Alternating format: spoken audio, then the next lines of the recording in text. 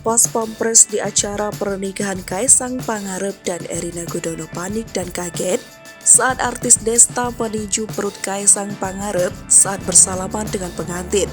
Momen tersebut terjadi saat Desta bersama rekan artisnya seperti Raffi Ahmad, Nagita Slavina, dan Irfan Hakim memberikan selamat kepada mempelai Kaisang Pangarep dan Erina Gudono di Royal Ambarukmo Sleman pada Sabtu 10 Desember 2022.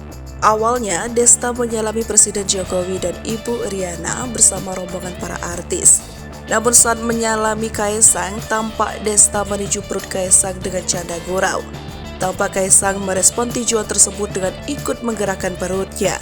Sontak hal tersebut membuat pas pampres yang berada di dekat Presiden bergerak dan hendak mengarah ke para tamu artis tersebut.